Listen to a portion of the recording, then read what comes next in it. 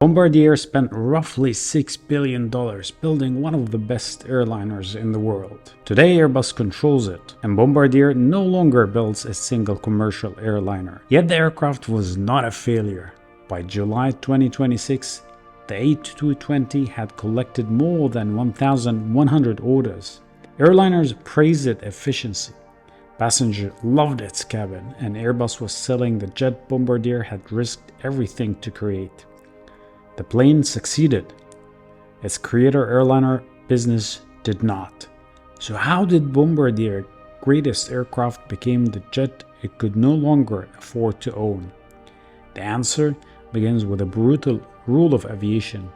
Designing the right airplane means nothing if your money runs out before the airplane starts paying you back. A new airliner can consume money for more than a decade. Before the first passengers boards, the manufacturer must pay engineers, suppliers, factories, test crews, and regulators. Then deliveries begin, and the cash problem can become even worse. The first aircraft are slow and expensive to build. Workers are still learning, suppliers are producing small quantities. Airlines can accept an unproven jet demand steep discounts. So the manufacturer can lose money on every early delivery, even while reporting billions of dollars in new orders. The program only works if the company survives long enough to increase production, reduce the cost of each aircraft, and eventually recover the original investment. Airbus and Boeing can't wait. They sell hundreds of other aircraft, negotiate across enormous supply chain, and support customers almost everywhere.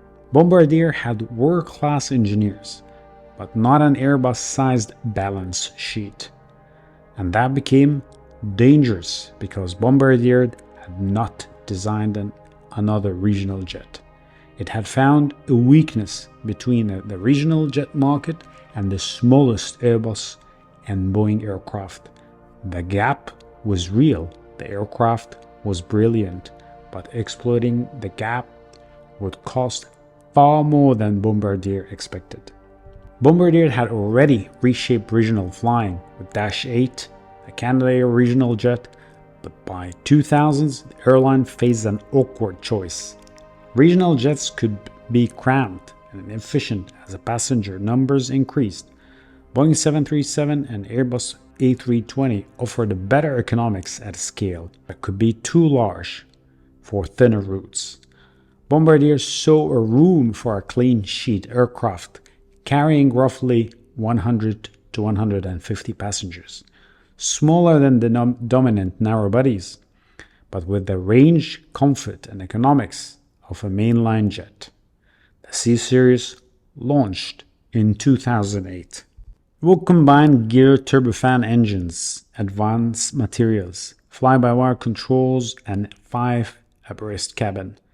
Passengers will get wide seats, large windows, and only one middle seat in each row. Airlines would get a lighter aircraft designed specifically around the capacity they needed. This was the important distinction. Airbus and Boeing were shrinking larger aircraft into this market. Bombardier was designing an aircraft around it from the beginning. If the C-Series worked, Bombardier would no longer be merely a regional aircraft manufacturer. It could become a third force in commercial aviation. But Bombardier was about to discover that entering the Airbus-Boeing battlefield was much easier than surviving there. The original plan called for the C-Series to enter the service around 2013. Instead, its first flight happened in September of that year. Developed cost climbed. Testing took longer. Suppliers struggled. Then in May 2014, an engine suffered an uncontained failure during ground testing. The flight test program stopped for months. Each delay created the same problem. Revenue moved further into the future. But salaries, factories, and suppliers still had to be paid today. By 2015, Bombardier recorded $3.2 billion impairment against the C-Series, Quebec then agreed to invest $1 billion in return for 49.5% of a newly created C-Series partnership. Think about what that meant. The aircraft had not carried one paying passenger, yet Bombardier had already surrendered almost half the program to keep it alive. Then something happened that should have changed everything. After the delays, the aircraft finally entered service and proved Bombardier had been right about the airplane. The smaller the CS-100 received its initial certification in December 2015. Swiss accepted the first aircraft in June 2016 and began passenger flights the following months.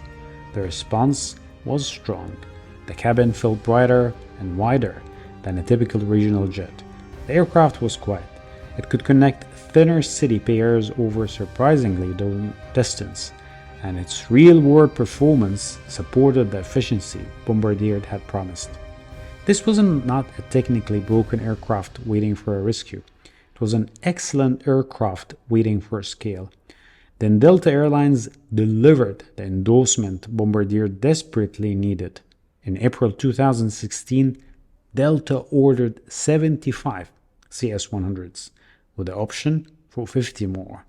One of America's largest airlines had effectively told the market this aircraft has a future.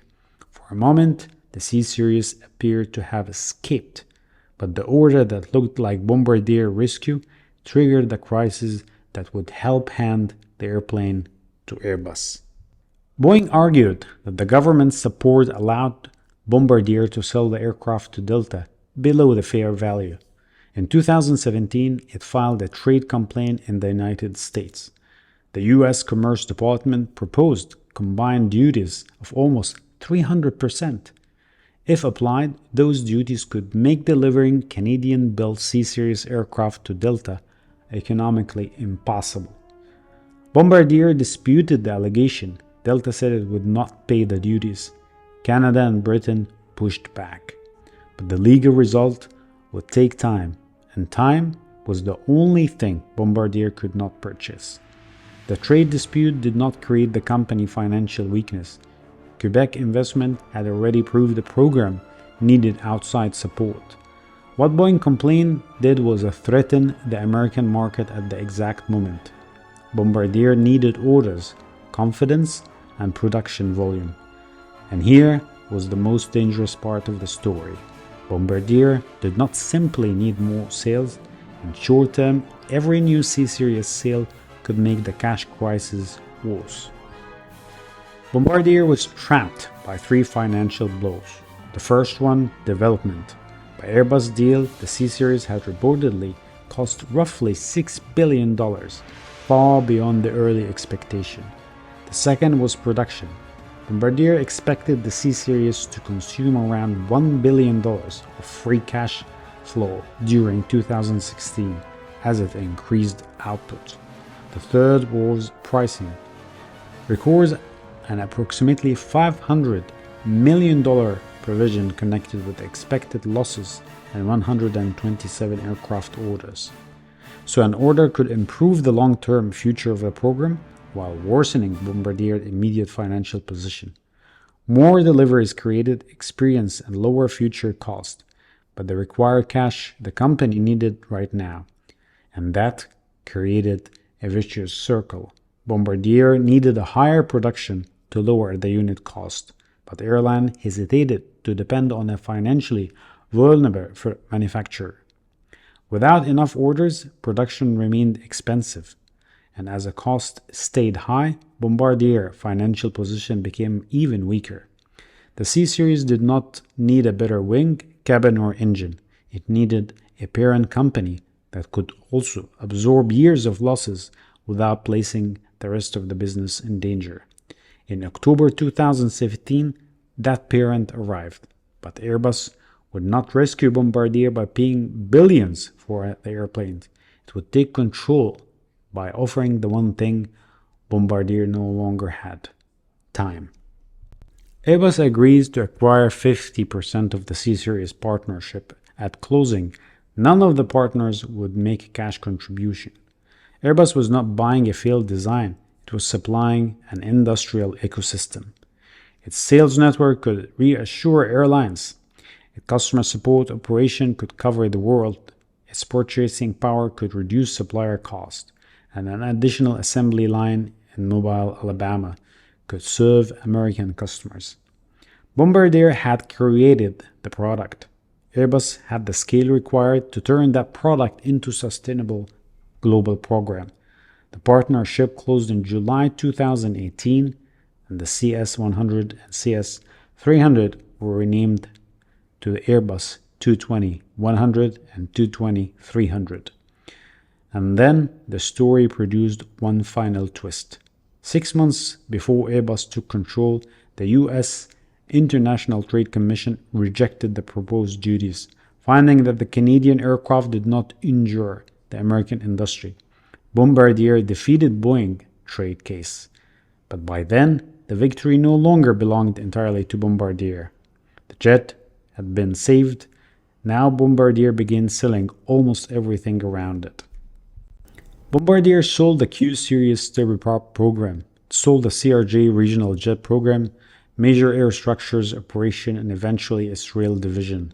In February 2020, it transferred its remaining 220 interest. Airbus paid $591 million, leaving Airbus with 75% of the partnership and Quebec government with 25%. By the middle of 2020, Bombardier no longer manufactured commercial airlines. But by the company itself did not die, it survived by focusing on a Challenger and global business jets. And the C-Series was not its only problem. Bombardier carried heavy debt and faced pressure from other aircraft developments and its rail business. The C-Series was simply its largest gamble. At the moment, it had the least room for one. The final proof came after Bombardier left. By July 2026, Airbus had recorded 1,106 A220 orders and delivered 532 aircraft. More than 500 were already operating in an airline fleet. Bombardier had correctly identified the market. Its engineers had designed the right aircraft. Its workers had built it. And its money had carried the program through the most dangerous years. But commercial aviation does not reward the company that is morally right. It rewards the company that can remain slow. What it could not do was fund the long road from the great airplane to profitable aircraft program. So the A220 became Bombardier's greatest commercial aircraft achievement and the aircraft that ended its future as a commercial aircraft manufacturer. The plane did not fail, the plane survived. Bombardier airliner business did not.